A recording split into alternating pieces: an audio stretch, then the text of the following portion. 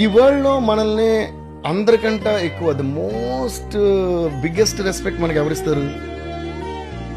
మనమే. సో మన మాట మీద అప్పుడు ఎక్కువ నమ్మకం కానీ రెస్పెక్ట్ ఎవరికి ఉండాలి? మనకి. నేను ఒక డెసిషన్ అలా 1 సెకండ్ లో 2 సెకండ్ లో తీసుకుంటాను. అది ఒకసారి డిసైడ్ అయ్యానంటే ఇంక వరల్డ్ అంతా కలిపి నన్ను ఎదురుగా నుంచున్నా కూడా నేను మారు.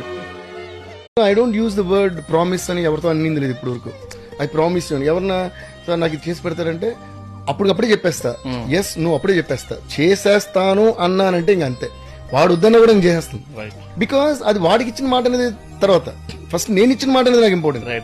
మనం ఒక మాట చెప్తే మనల్ని అలవాటు పడిన వాళ్ళు ఇంకా వాళ్ళకి డౌట్ రాకూడదు మన మీద, లేదంటే మన లైఫ్ కి మీనింగ్ లేనట్టు. అన్న నాకు ఇది కావాలి, అవునా నేను చేస్తాను రా, థ్యాంక్స్ అన్న, వెళ్ళిపోవాలి అన్న, అవునా చేస్తావా, ప్రామిస్ అన్నాడంటే వేస్ట్. అది ఒక అవమానం నాకు. అంటే నేను ఇప్పుడు నీకు ప్రామిస్ చేస్తే నువ్వు నమ్మవా, ఇంకా అయితే వదిలేయండి. So till now I have never said promise, because మన మాటే should be more valuable than promise అనేది నా ఫీలింగ్. మాట ఇచ్చామంటే దానికి కట్టుబడి ఉంటాను.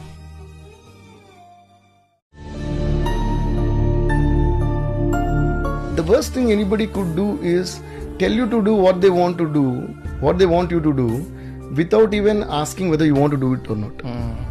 Asalu there is nobody that great in this world who can decide what you should do.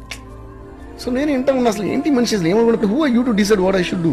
First you ask me, no, ఇలా అనుకుంటున్నానమ్మా, నీకు ఇష్టమైతే చేద్దామని కదా అడగాలి మర్యాదగా. అప్పుడు మర్యాదగా మనం కూడా రిజెక్ట్ చేయొచ్చు.